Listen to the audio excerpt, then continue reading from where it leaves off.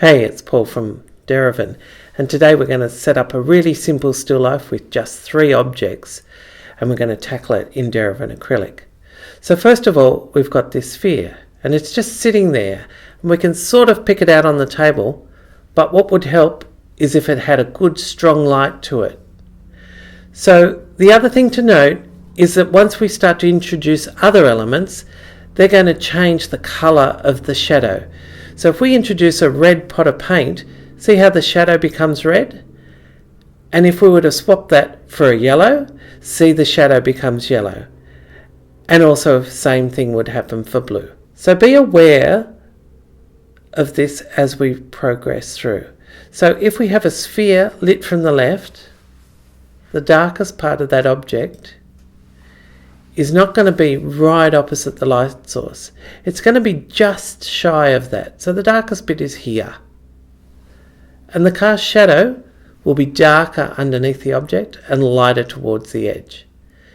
Similarly, if we had a cube, so if a cube lit from there, just watch how the shadow changes on each side, and the cast shadow on the table has light and dark areas. Remember, cylinders always have curves at the top. There's no points to those edges. It's always an ellipse. And again, the darkest part is just in from that edge. So now we've got those rules made and those rules in our head. Let's have a little try. So what we're doing here is we're drawing in the shapes just using acrylic paint. Don't draw it in pencil. We're here to paint. Let's just do it in paint. So we're taking a bit of time here to map out and measure how each object relates to each other. This will get us the right scale and the right relationships between the spaces between the objects. It's important to take your time to do this, because if we don't, we then need to invent things that aren't really happening on the table. If we have the shapes in the right spaces, then all we do is join the tones. So if we think of painting as essentially joining tones, we can then turn our brains almost off slightly. So we're not worried about the actual objects, and rather the tones or shapes of elements. So once we've got the drawing, including the shadows, we can start to add some of the more detailed areas of paint. And what we do is we start with the darks, because it's a logical place to start. We can't show a highlight because that's only relative to the dark spaces. Once we've got a couple of those in, you can play with some mid-tones. I've chosen the red here. Moving now to the larger yellow pot, we're just going to make sure we've got this in sync with the red item.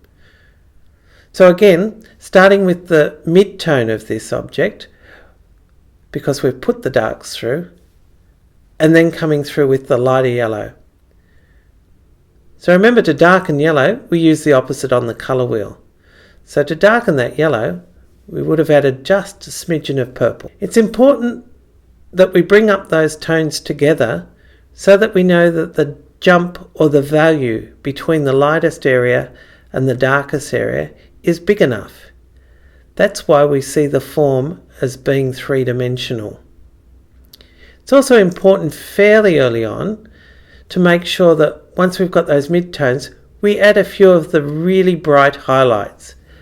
By adding those, we get a sense of form.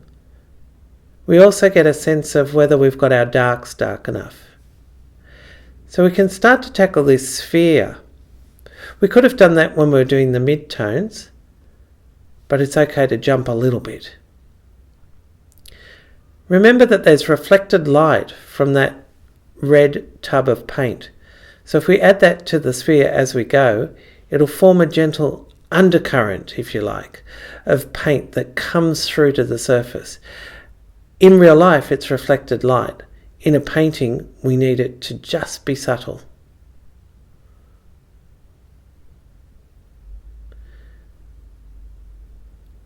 So the reason why we see some of these crisp edges on the edge of the lighter objects is because of the shadow behind. So with this sphere and the pot of paint, We're just adding the negative shape or the shape behind the object in order to give it a finished look. So there you have it. There's our little still life, and it hasn't taken too much pain. I hope you've enjoyed watching that, and happy painting.